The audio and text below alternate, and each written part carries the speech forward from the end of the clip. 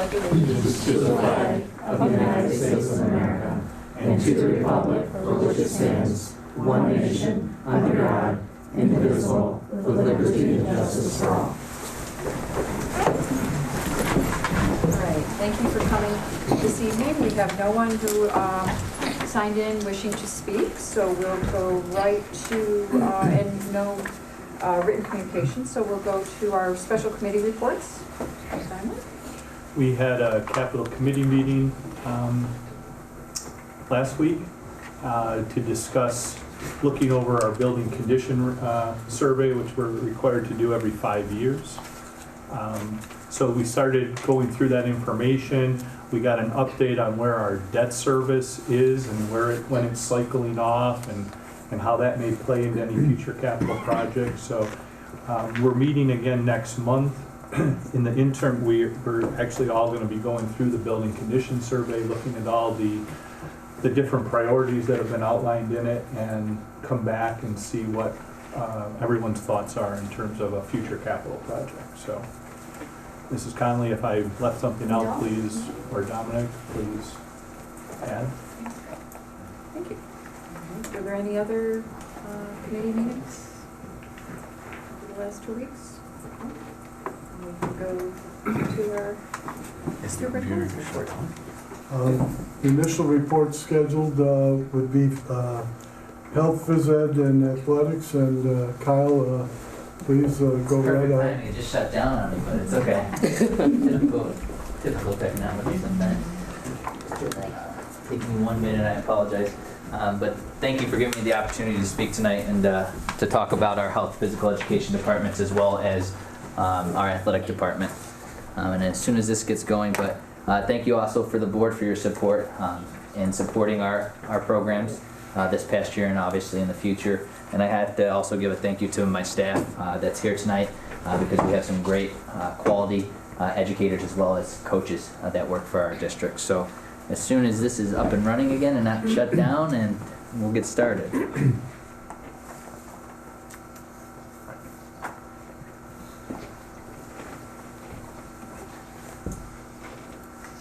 you have to sign it again? Probably. That's what happens when you get here early and sign in, or computer shuts down on you.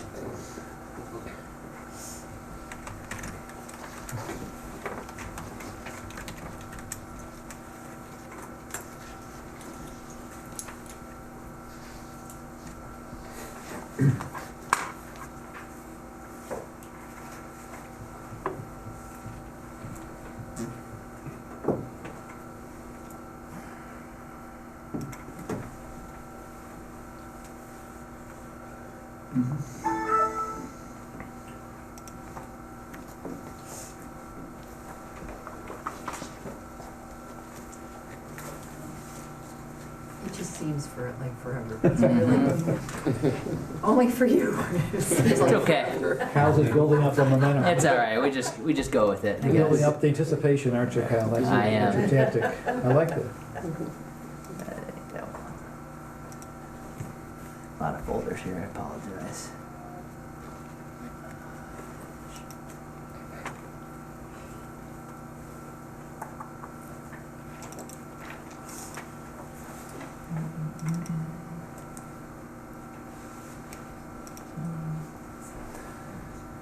All right, so here we go.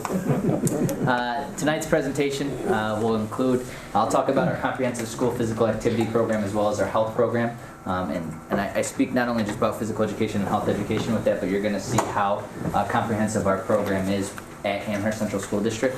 We're gonna update and give you the highlights of some of my health and physical education teachers as well as our programs and community partnerships that we built. Tonight's presentation will also talk about our athletic program, our participation rates, how many teams we have currently that are meeting the needs of our students in middle school and in the high school, as well as discussing just a little bit about how our academic policy is doing in the first 20 weeks.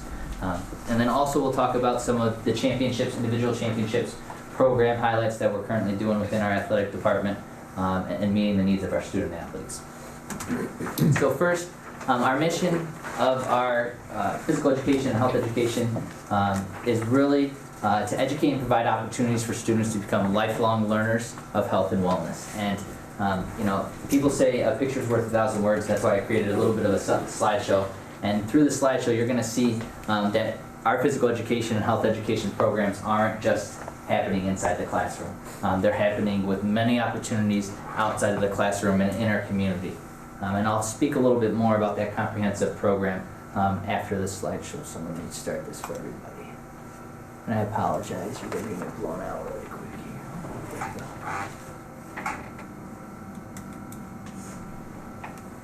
And there's music. It might seem crazy what I'm about to say. Sunshine, she's here, you can take a break. I'm a hot air balloon that could go to space. With the air, like I don't care, baby, by the way. Because I'm happy, I'm alone if you feel like a room without a roof. Because I'm happy, I'm alone if you feel like happiness is the truth. Because I'm happy, I'm alone if you know what happiness is to you. Because I'm happy, I'm alone if you feel like that's what you want to do. Here come that news talking this and that. Well, give me all you got and don't hold it back. Well, I should probably warn you, I'll be just fine. No offense to you, don't waste your time. Here's why. Because I'm happy, I'm alone if you feel like a room without a roof. Because I'm happy, I'm alone. Okay, so, I'll just move back there. As you can see, you know, just within those pictures, we have a lot that are going on within our community. And talking about that comprehensive model, our quality physical and health education programs aren't just happening inside the classroom. We have great instruction within the classroom that's developed through our curriculum, through our teachers, and strained it all the way through our K through 12 curriculums that we have going forward. And it's evidence-based, it's aligned to meet the students' needs, and it's well thought, a thought process that we have been implementing for numerous years. Also, that comprehensive model, like I talked about, isn't just happening during the school hours, it's happening before school and after school. And our physical education staff, as well as our health education staff, provides intramurals for our student athletes, both in the elementary schools, middle schools, and also in the high schools. So we're reaching students all the way from 3rd grade all the way through 12th grade as well. Our staff involvement, as you can see right through there, we involve not only our physical education and health education staff members providing opportunities, but we also provide opportunities for our staff throughout the buildings. We've implemented a yoga that's currently going through with our community ed to provide opportunities for our staff members to live healthy lifestyles, as well as to reduce stress from their school day. And hopefully that will help lead to healthy lifestyles moving forward. And last, the family and community involvement. You saw some of the videos, through the video, some of the pictures of our basketball programs that we've been doing, bringing our families and communities involved. And it's been a great way to recognize, obviously, how to be physically active, how to make important decisions that are going to lead to living a healthy lifestyle. Moving forward, some highlights this past year. Most of this wouldn't happen without our teachers building community partnerships. And I think our staff has done a great job. And as you can see through the numerous partnerships that are there, the First Tee of Western New York, we have some partnerships with local schools such as Damon College, Canisius College, the University at Buffalo, the Food Bank of Western New York, American Heart Association, but the Buffalo Bandits, as you saw, came into Smallwood this past year, Carly's Crossing, Rally Niagara Badminton, Kids Escaping Drugs, and Erie County Health Department. I mean, the list goes on, and some of the opportunities wouldn't be presented to our students inside the classroom as well as outside the classroom without the great partnerships that our staff is providing. The second piece is our professional development. This past year, with the help of Mr. Pinella, we were able to bring in the First Tee of Western New York to provide some professional development for our teachers from K through 12 and talk about some of the character education traits through golf that they provide. And it's also a great opportunity and partnership that we've presented that's going to provide opportunities for our students at the elementary level to learn golf and those character traits outside of school over this summer as well as in the upcoming year. So that's a great partnership that we were happy to join.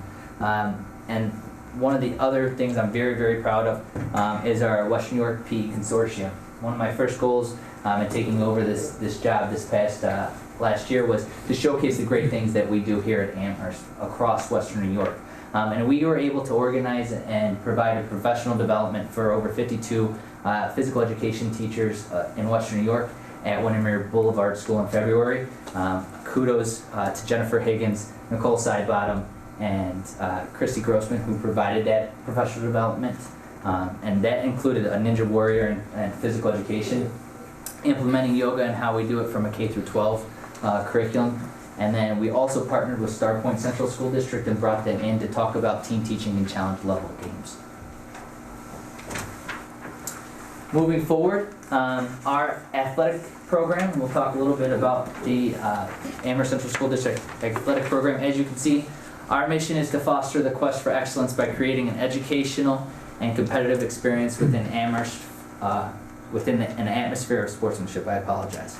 And we talk about that educational piece, and I'll continue to talk about the development of our student athletes from an educational standpoint. We offer 46 different teams that we have during the course of the fall, winter, and spring seasons, and that is our junior varsity and varsity level. And as you can see, the different sports that we offer. We also have 19 teams that we offer sports through our middle school, and those meet the needs of only 7th and 8th grade students. It's not open to our 6th grade students, and that's per New York State regulations. So as a total, we have 65 total teams that meet our middle school as well as our high school student athletes. The participation rates. And I just want to highlight that in the spring, the 2015 data there is showcased by our sports signups. So we're still currently selecting our teams at the high school level and as well as at the middle school level. So just to indicate those, so that may drop down in a little bit. But as you can see, we're doing great. I think that we're, in the fall we were only down 7 students as opposed to last year, but still up from the past 2 years. During the winter time, just down a couple students there as well. And in the springs, we currently have, like I said, 288. As you can see here, what we currently have, we've done a great job, I think, in being consistent and staying on course from past years with our participation in the middle school. The one thing I'd like to highlight is this past year in the sports signups for our middle school students. We have 211 that are currently signed up for our middle school spring sports. And as you can see, typically we're only keeping around 150. So we'll be cutting around 50 to 60 students from the middle school. Speaking of our extracurricular and academic policy, we had a chance this summer to revise it and come up with some, with the committee, some interventions that we would like to see moving forward. And for the present 20 weeks, the first 2 data points on there are from our fall season, so they're representative from that participation rate. And as you can see, the 5-week, the first data point is our 5-week, second data point is the 10-week mark, and then the third is representative of our winter season, and that's the 15-week, and the last one that we currently had was our 20-week. And as you can see, I've got some data supporting some information on that side. From the fall, 8% of our students at the highest rate at the peak we're failing 1 subject. 3% of our student athletes out of the entire student fall population were failing 2 or more at one point. In the winter, something that I know that we need to work on, and as you can see from there, our first reporting data point is we saw 40 student athletes were failing at least 1 subject, 15 student athletes at that 5-week marking period during the winter season were failing 2 or more. But through some of our interventions during that 5-week, once we were able to identify those student athletes, As you can see, that was able to decrease by 9 student athletes for the 1 failures and down to 9 students failing 2 or more. Highlights. I'd like to obviously talk about the first is Kellen Devlin. Kellen this past year recorded and captured his 3rd New York State Championship at 132 pounds. He's leaving us as a 3-time New York State champion, and he also placed 3rd his freshman year. He's leaving with a 259 career win total with only 16 losses, which has set a record, obviously, for our school. Next, Kelly Normandin. She is on our girls bowling team. Kelly was an ECIC A Division All-Star. She led the roll-offs at the ECIC with a large high series, a high game, and the high series out of the entire tournament. So she did a wonderful job during that course. Our boys basketball team, as many of you know, unfortunately, they lost in the Class A championship to Will South, but they were the Class A2 sectional champions. They had a record of 22-2, and like I said, they were also Division III champions. Continuing the tradition of our field hockey team once again won another sectional title as well as an ECIC 3 division champion.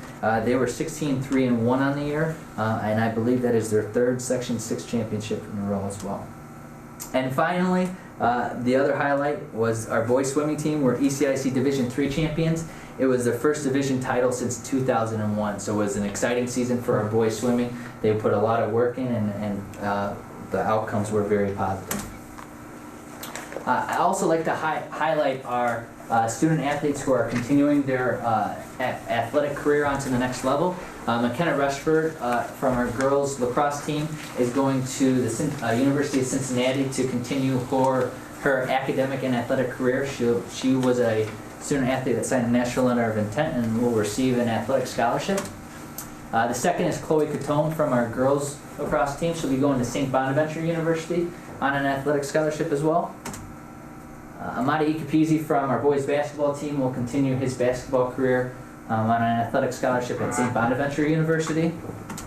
And last, Kellen Devlin will continue his wrestling career at North Carolina State, who currently is ranked number 2 in the nation. You know, we have student athletes, as you just saw, that are not only having great individual accomplishments themselves, but I also have to point out some of the great scholar athletes that are handling not only their business inside the classroom, but also are participating on our sports teams. And our senior scholar athletes that I'd like to discuss, obviously, are Elise Fout from our field hockey team, Ben Lackner, who is a 2-time winner both on the boys soccer team and boys ice hockey team, Elizabeth Schlant for girls cross country, Louisa Izzy Dorczak, I apologize, girls cross country, Nate Cole, boys ice hockey, Chloe Catone, who we just previously mentioned for girls ice hockey, Rachel Mead, girls bowling, Eric Niblock for boys swimming, Amanda Roberts for girls basketball, and Rory Walsh for boys basketball. We had an increase in our scholar athlete teams already from last year. We only had 8 teams that qualified, and currently we're at 10 without the spring. And those teams are our girls soccer, girls tennis, boys volleyball, girls swimming, field hockey, girls cross country, boys cross country, our girls basketball team, and then our boys and girls ice hockey team as well. I talk about our student athlete development a little bit, and this past year one of my goals too was trying to make a better experience for our student athletes. And the first thing that we started this year, which is new, is our Captains Club through New York State. And what we're trying to do is provide leadership competencies for our student athletes. So not only do they learn how to be a leader, but they're taking what they're learning within Amherst Central School District, applying it to their teams, and then hopefully applying what they learn when they go into college and future in their workforce. It's been a new program. We've had some great dialogue with some student athletes, and I'm looking forward to continue to work with them. Our student athlete development, our varsity council also does a great job. We offer summer scholarships for student athletes who are looking to participate in a summer program or a summer camp that they may not be able to afford or are looking for a little bit of help. They apply similar to a college, how they apply for a college, so we're starting to teach them how to apply for grants. They write out where they're going, what they're looking to do, and then that goes to our varsity council. And currently this past year we've been able to award 5 student athletes from last year in various sports ranging from wrestling, football, boys basketball, girls soccer, and girls lacrosse. Piggyback on our varsity council, we also our athlete of the week, which we do every week in the fall and in the winter time. And I think recognizing our student athletes for the time that they put in is also important. We provide a breakfast for them as well as the picture that you can see. We take an individual picture of our student athletes and put that up in our school to recognize their great accomplishments. And we do that on a weekly basis. And last, through Section 6, we're able to provide leadership opportunity for our student athletes. Last year, 2 juniors were able to go to a Section 6 leadership conference. We're able to build dialogue with other Section 6 schools and see how their captains are interacting and what their coaches do, as well as listen to some guest speakers discuss about leadership and how they experienced it. And Aubrey Rockoff, who was a 3-sport athlete for us, was able to attend, and T.C. Brown from our boys basketball team. And that is all I have. So I apologize about the shutdown, but we went through it. Questions? Could you highlight or expound upon a little bit some of the interventions that you use for, that the district utilizes for students who are failing 1 or 2? Correct. So previously we had a yellow card, and we put the onus on our coaches in the past to meet with their individual student athletes who were failing 2 or more or 1. We continue to we eliminated the yellow card. We continued to let the coaches know of student athletes that are failing 1, but a new intervention that we decided to do with the 2 failures were that the 2 failures would meet with me on an individual weekly basis. And by meeting with me, it held them a little bit more accountable. And then I was able to work with our student athletes to develop a weekly plan of how they were going to accomplish the goal of getting back to not failing 2 subjects and getting back to play. Because if you're failing 2 or more subjects, you have a 2-week mandatory break from participating on your sports team. In games, you're able to still go to practice. But what I found is that it was very beneficial for them to meet with me every single week on how they were doing. We were able to, through Aspen, which is a great tool, look at their assignments that they were missing, or where they can improve, come up with a weekly plan on how they're meeting with or who they're meeting with in regards to their teachers, and set up a plan that would hold them accountable to move forward. And and honestly, with the data that I have to keep track of those students and see who has gone ahead and been able to improve and get back to playing, I feel it's been a great intervention and been a great chance for me to have that connection with them as well. Thank you. Do you feel, this is, I know you have some new interventions, but this policy has been in place for a couple of years now. Do you feel like there's been any trend that you've seen? Is there any trend? Is there a trend downward where kids know that they need to watch it so that they can continue to play, or what do you see? I mean, I think it's where you see those student athletes at the winter time, which is our highest point. Those are many students that didn't participate in a fall sport that came out for a winter sport, and unfortunately, we see a trend that spikes up during that point. When report cards come out at the 10-week report and the 20-week report, all of a sudden students' grades start going up a little bit. The numbers that we currently have were less than the last 2 years. So I'm starting to see that trend go down now. I don't know if it's through the interventions or through having obviously this in place for multiple years and students know the expectations moving forward.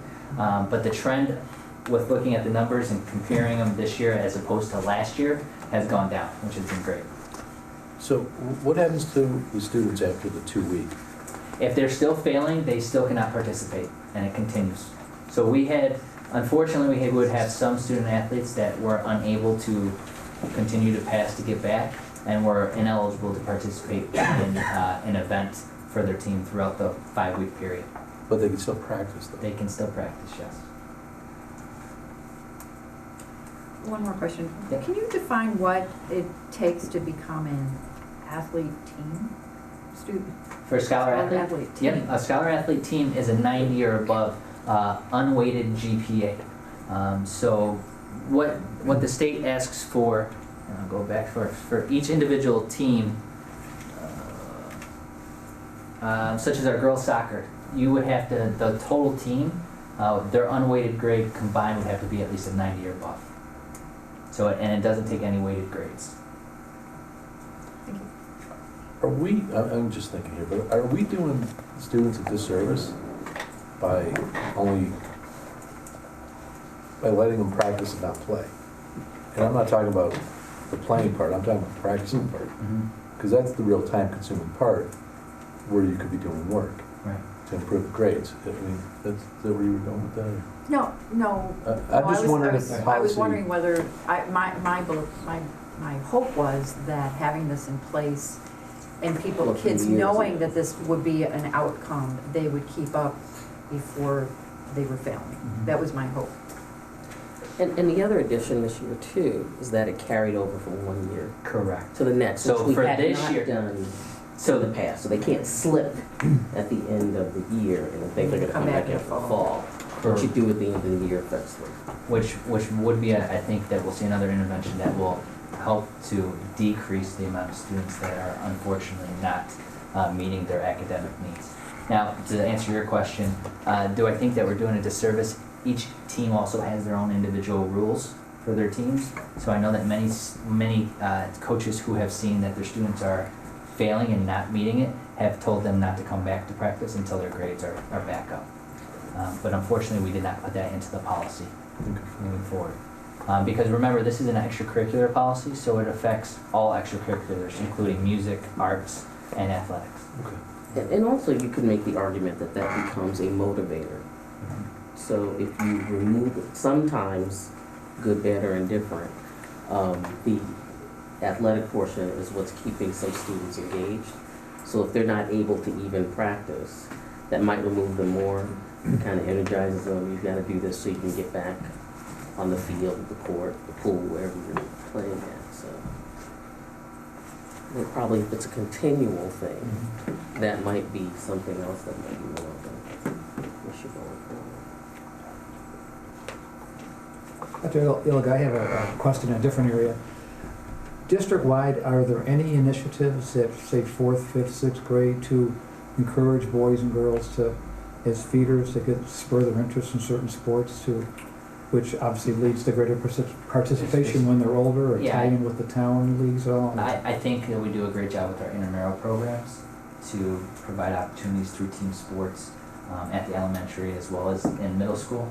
I know that our middle school does a great job with our 6th grade students in giving them a variety of sports for them to try and see what they enjoy, and hopefully that leads up. And that's why I think we've seen our participation rates stay at where they're at. And as you can see, unfortunately, we can only keep a certain amount of students. If we, with 211 cutting 60 kids, I know in the past we've been able to have multiple modified basketball teams, multiple baseball teams, and that would maybe help meet the need of some of those students as well. But then that's a budgetary constraint as well as some other questions. So. Are you seeing any surprising spikes in interest in certain girls or boys sports along the way? I know it's a loaded question in some ways, but yeah, I'm just curious. I am. I think our numbers in the middle school, at least for sports signups, our baseball are at an all-time high this past year. That's good. I think we had 56 kids sign up for the tryout for baseball in the middle school. Unfortunately, you can't keep that many kids on a baseball team, but our basketball team has 76 kids, I believe, that signed up to try out during the course of for our boys program. Our girls' numbers are high as well. So, we're a community that is invested and want to participate. which is a good thing. You know, unfortunately, we just don't have enough teams at times to meet all the needs of our students as well.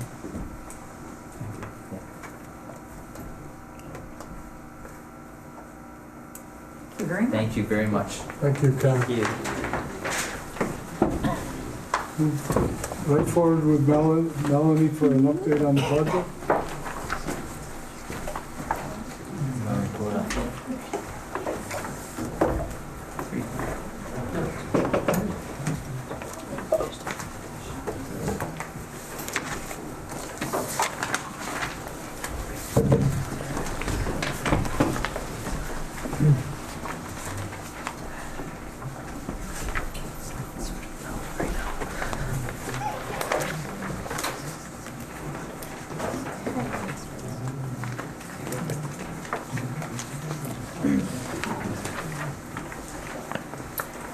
We're gonna go over our budget update. There's a few things that we're still waiting on. Obviously, the biggest piece is our state aid numbers, and we'll go into that this evening and discuss some of the potential scenarios that we have. So our revenue assumptions, again, we're working with the tax cap formula. So our hope is to stay within the tax cap guidelines. Pilots or payments in lieu of taxes, those are agreements with the IDA. We are working with the town of Amherst assessor to finalize all of those assessments. That may change slightly in the next couple weeks, but we are looking at that to get a more accurate reflection on that piece. Sales tax, again, we're continuing to monitor that as well. Given the lower gasoline prices that we're seeing at the pumps, the Canadian exchange rate and where that is, we've seen a decrease in the sales tax that we're collecting. So we're continuing to monitor that, and that too may be adjusted in the coming weeks here. Of course, the board has to adopt a budget April 5th, so we're cognizant of that fact as well. Again, community ed, it's based on our past performance, interest income. It is projected to remain low where it is right now. We had a meeting just last week with JP Morgan Chase, and they said the forecast is remaining that interest rates are going to continue at the lowest rate that they are right now. State aid, again, there's strong advocacy for the gap elimination adjustment to be restored. We're hopeful that the state can also work at the foundation aid and getting that back on formula. And so we are hopeful that we may see an increase in our state aid figures. All indications are right now that the state should have an on-time budget. So hopefully by April 1st, we will have those figures to report back as well. Building aid, you will see in the next spreadsheet that we're going to experience in 16-17 a bubble or a bump up, and we did verify this. It's to catch up on the capital projects that we have.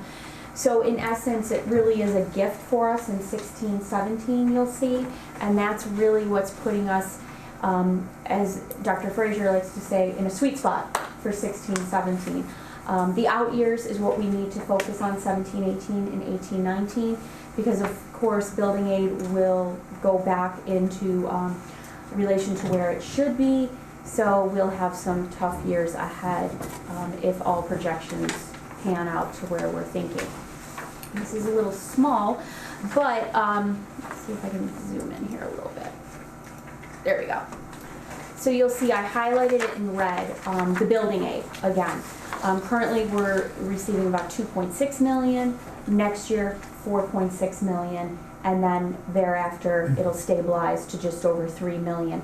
So again, this is truly the gift for 16-17 that's saving the budget, if you will. And then 17-18 and 18-19 it will stabilize again. On the next page here, it's a breakdown of our revenues. Again, very similar to other school districts in that the majority of our revenue comes from property taxes and state aid. The revenue source trends, we've talked about this the past couple meetings, and how the change or the fluctuation from what the state was giving us in state aid and how that decreased, and then the taxpayers or the local share increased. And a lot of that had to do, again, with the gap elimination adjustment that went into place in 2008, as well as the foundation aid not being as it should be per the formula. So the burden was really shifted back to the local school districts. Our expenditures, we do have an increase in personnel. It is based on our collective bargaining agreements. We also have to keep into consideration the minimum wage changes, substitute costs, etc. And then we have in the benefits area, ERS, which is our employer's retirement system, and TRS, the teacher's retirement system. We do have those rates for 16-17. The projections for the 2 years thereafter keep those rates as you see them there, 15.5 and 11.72. Maybe a little conservative in that the trend lately has been those rates have been decreasing, but they were just a year or two ago at all-time highs, near 20%. So that is providing some relief to school districts across the state. Health insurance, we are looking at that, but all indications are we're looking at an 8% increase with our health insurance. We are self-insured. We've been having some good years, and it is a savings to the district and to the employees as well for their share that they pay into.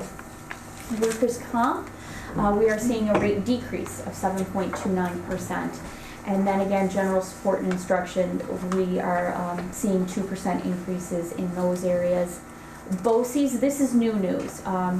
We do have an increase in our BOCES expenditure line for next year.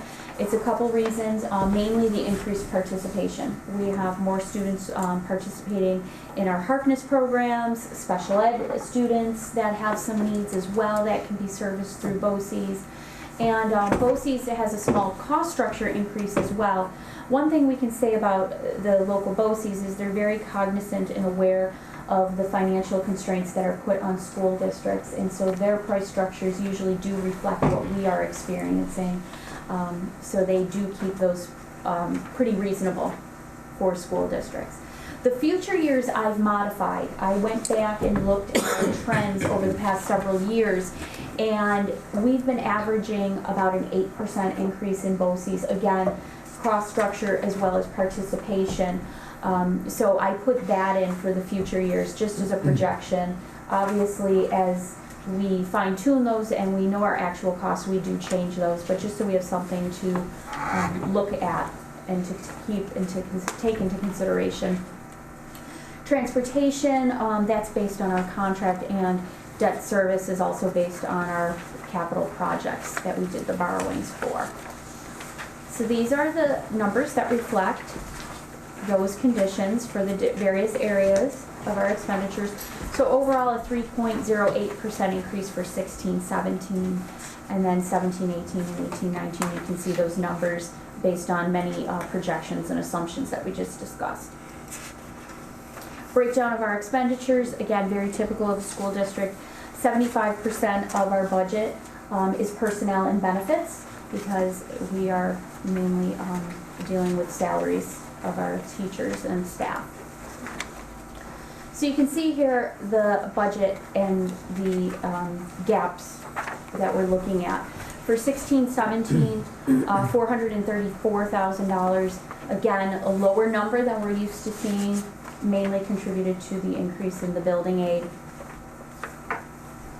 And then our focus for 17-18 and 18-19, as you can see with the 7-digit deficits that we're looking at here potentially. So again, we just need to focus on these 2 years. So a couple budget scenarios that we may be faced with. Obviously the state aid number is the wild card that we're dealing with here. And so if we don't see the increase in state aid that we're hoping for, what do we do?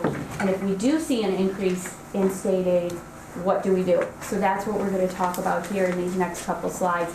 So if the budget gap did remain, our recommendation would be that we appropriate some fund balance and reserves. And some of the reasons for that is it would be the lowest appropriation that the board has had to make in years to balance the budget. We would remain tax cap compliant, and it would retain our existing programs that we have in place. Scenario 2, if additional state aid is rendered. What we would recommend is that if it is rendered greater than the current budget gap that we're looking at, about $434,000, and taking into consideration and keeping in mind the 17-18 budget gap, what the recommendation is to appropriate within the expenditure budget a plan to retain any additional increase in state aid above our budget gap for the 17-18 year, and basically bank it, if you will. As I said, our building aid is going to decrease. This will really provide a managed smoothing for the district, so we don't see peaks and valleys in our programs and what we can offer to the students, trying to sustain some level. We would remain tax cap compliant, so again, we're looking at a decrease in the tax levy for next year. And it does provide a contingency for any emergency that may arise in the 16-17 year. We've been budgeting tighter and tighter these past couple years, so we don't have as much contingency for any emergency situations that may arise. So obviously, if we don't need that, then we could roll it over to the 17-18 year to work at that deficit we're projecting. We do have some personnel savings that are reflected in the numbers that you just saw. The first area is some teacher retirement salary breakage of almost $200,000. And then some potential central office restructuring. That's being looked at right now, but we do estimate a savings of approximately $100,000 with some of the ideas that are floating around right now. This is just a snapshot of where we are right now with our fund balance and reserves. So at the beginning of this fiscal year, you can see we had about $6.7 million, or I'm sorry, go down another line, sorry, $8 million in total reserves and fund balance. And this year, the board actually designated $1.9 million because you take out the encumbrances. These are basically some open POs that we had from the previous year, and we roll that money over to pay those bills off in the new year. So the board did appropriate $1.9 million for the 15-16 year, mainly due to the high increase in our transportation costs, which will be offset this year with some increased transportation aid. But in any event, if we were to use the entire amount that's been appropriated by the board, we could potentially have an ending fund balance and reserves of $5.7 million. As we have in the past, our hope is to not have to use all of that. We try to watch our expenditures, look for savings wherever we can, so we don't have to use all of that. As the fiscal year starts to wind down, we'll have better projections as to where we're going to be. Right now, it's a little early to tell where we're going to be. We still have 4 months left in the fiscal year. So, with that, I will take any questions that anyone might have. I have a question. It's interesting, the workers' comp expense rate decreasing by over 7%. Mm-hmm. I know what private sector, the workers' comp keeps going up. How did we Yes. manage to decrease that? We are part of the Erie One BOCES Workers' Compensation Consortium, and we've had a very fortunate year. We've had low claims. We're also self-insured in that area as well. So it's similar to our self-insured health insurance. You do take a risk. We have many good years, but we do take that risk in some years. So it's really purely just based on the experience and the low amount of claims for workers' comp that's contributing to that decrease. And I just came on the board again this year after so many years. Were there any conscious efforts district-wide that promoted, health or accident avoidance, things like that businesses do? I know with, for example, our buildings and grounds department, because they are more of a physical job in itself, and that's where you can kind of see a lot of, accidents happening. Our buildings and grounds department does a really good job in staff development with those folks, teaching them the safety precautions to take, the hazards of slips and falls, asking them to be a little more proactive, especially in the winter months. This winter was actually a gift because, you know, we didn't see as many slips and falls and across all the districts actually within the consortium. And that was something we were commenting on at a meeting not too long ago, is, you know, we've had a winter that's been rather forgiving to those things. So we do try to educate the staff and take some precautions to help out and to contain those costs. Thank you. Sure. Have you looked at minimum wage, given what some of the proposals are in Albany and what the budget might look like? The minimum wage increase of ultimately $15, when that gets closer, we will have to look at that. But right now, it doesn't really impact too many employees. Food service may be one area, but that's in the school lunch fund, so that's not supported with school tax dollars, if you will. But right now, most of our employees aren't impacted by that. The only ones that we do have to keep an eye on, like I said, food service, some of our after-school programs, the before and after-school childcare, are some things that we just have to keep an eye on because they're pretty close to that. Does that include what they're talking about in this budget, April 1st, that they're gonna be voting on? Right now, no. I just got an update from the state today, and right now that's kind of put on hold from what I saw. If the $15 is enacted, I think it's slower to hit upstate. I think Yeah, 2020 2020, right. before $15. The figure $15 is kind of scary, and it's all over the place, but that hits downstate initially and doesn't arrive here. Till later. It's phased in here, so. Ms. Conley, I have two questions. Sure. We're talking about the increase in transportation aid. Where do we see that in the line items? Is that under the building aid? The state aid number. Oh, just the state aid Yes, number? yes, Okay. the regular state aid number. So I'll go back to that slide to show you. One more. Okay, so you'll see an 11.7% increase. That, it's in that line there that we saw an increase. So is our increase in state aid, I mean, looking from last year to this year, I mean, we spent $1 million extra on transportation. Did we just not get very much other state aid then? That's right, that's right. Everything else was pretty flat. Foundation aid, I think we got $11,000 more in foundation aid, and I'm rounding up with that number. So yeah, all the other numbers were relatively flat. And then my last question is with BOCES, with an increase in participation, I assume that means more of our students are going off-site to Harkness and whatever. Right. Does that alleviate any costs at the district level then, because more of our students are not here? It does. It really, well, it doesn't because we're not reducing our teaching staff. Obviously, we're keeping our program the same. What it does offer is some lower class sizes here at the district because those kids, they're here half a day. So they do take their courses here either in the morning or the afternoon, and then they go to BOCES or the other locations for their Harkness the other half of the day. So we won't see any changes in our staffing for next year as a result of the Harkness. The Harkness 2 piece is interesting with BOCES in that they bill a year after.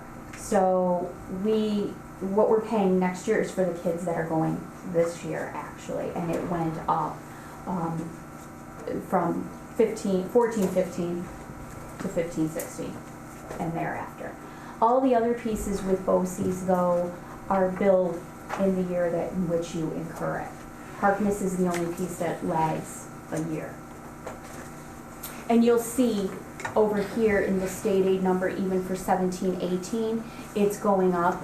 We're projecting it to go up a little more than 18-19 because of the increase in the BOCES expenses for 16-17. So it is an aidable expense through state aid, and we get it the following year. So does help. Thank you. Sure. Any other questions? I think the most important thing is, over the next couple weeks, obviously, we'll be modifying the budget, preparing it for the board. April 5th is the date that the board adopts the budget. So we want to have the most accurate figures for the Board of Education. And obviously, we'll keep everybody informed if we see any changes in state aid. We plan to implement one of those scenarios that you just saw outlined. Thank you. Thank you.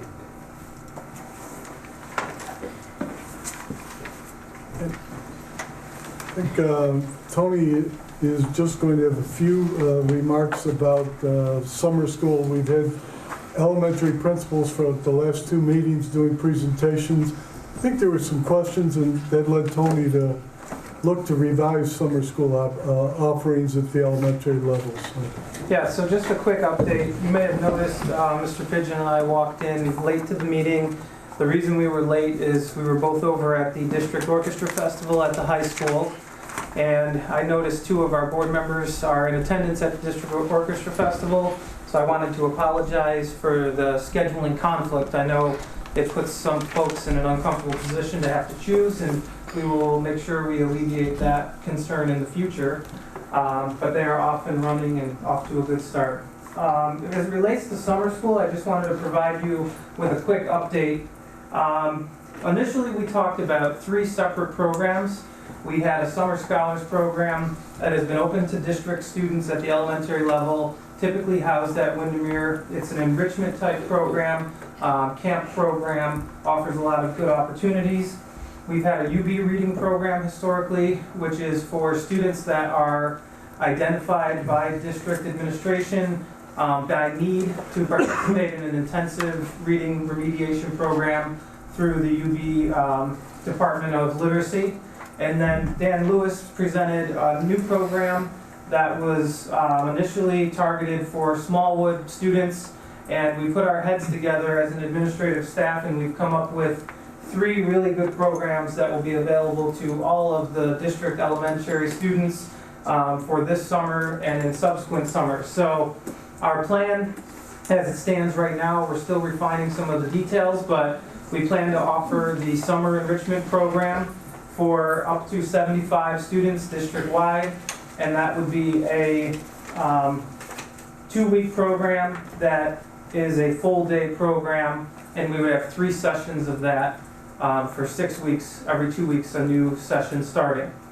The UB reading program, and there would be a cost associated with that, which we're still ironing out. The UB reading program, again, would be for district identified students based on need. It's an intensive reading remediation program that we would want to make sure our neediest students in grades 1 through 5 are admitted first, and then if they refuse our invitation, we would open it up to other students based on need. And that is a 4-week program, 3 hours a day, that would be offered through UB.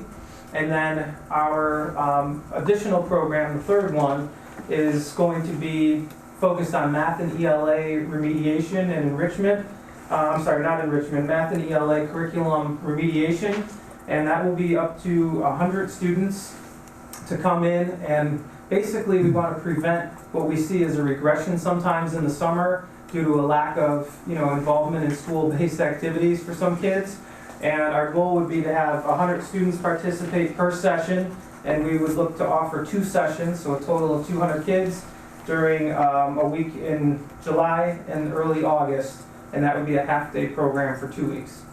So we're pretty excited to present to you that we have 3 very good programs open to all district students at the elementary level. More information will be coming out in April from our elementary administrators to families, and that would be this year housed at Smallwood, all 3 programs, due to capital construction taking place at Windermere. So that's the update on summer school. Thank you.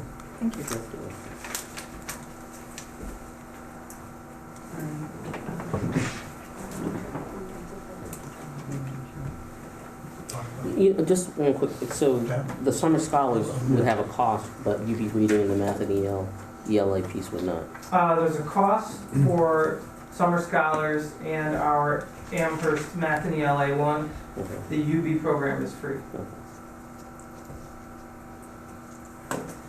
And the cost structure would be similar. So for a 1-week program that is full day, if, for example, it's $130 for that program, then a 2-week program that is half day would be similarly priced, but appropriately adjusted. So we're trying to make it so that the cost is per hour, and the cost is similar depending upon how the program runs.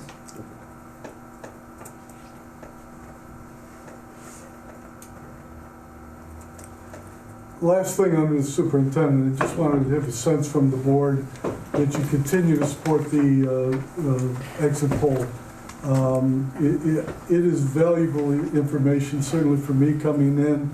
I think it ties in with Anthony's entry plan, really trying to have a sense of where your community stands.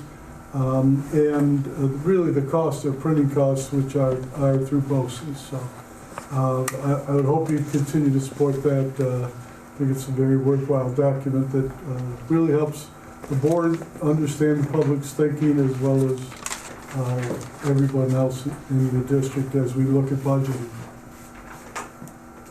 Just one other comment about this. Each of you has a hard copy. If you all could look at it and maybe we can come back to this on the April 20th meeting with the idea that if we have any changes to make. So we'll discuss The that. first time we've seen it, right? No, this has actually been something that we've done for the last 2 years. This is it. Yes, yeah. First time for me, anyway. And then we did It's do a certainly slight tweak. certainly the Yeah. first time in this format. You may have seen it in the finish report. So please look through it. I know we won't be asking the veterans tax exemption question. There may be something that we want to ask instead of. But, so please look through it and expect to have a brief discussion on it at the second April meeting.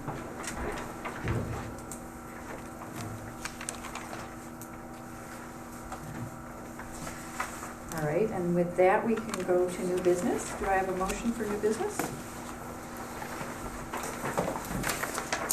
I will make a motion for that we accept new business items G1A through J, 2A through S, and 3C, G, and I. We have a second. Any discussion? Bless you. Thank you. All right, all those in favor of approving new business items G1A through J, G2A through S, and G3C, G, and I, please say aye. Aye. Okay, motion carries. All right, are there any follow-up action items? I just have to add the exit poll discussion to the April 20th meeting. Great, thank you. Okay, so do you have a motion to convene to executive session? And so moved. Okay, for matters regarding negotiations with Amherst Office Personnel Association, tax tertiary and employment status of a particular individual. Is there a second to that motion? Okay, Mr. Bugle. All those in favor, please say aye. Aye. Aye. Motion carries. The meeting is now adjourned. Thank you very much for coming.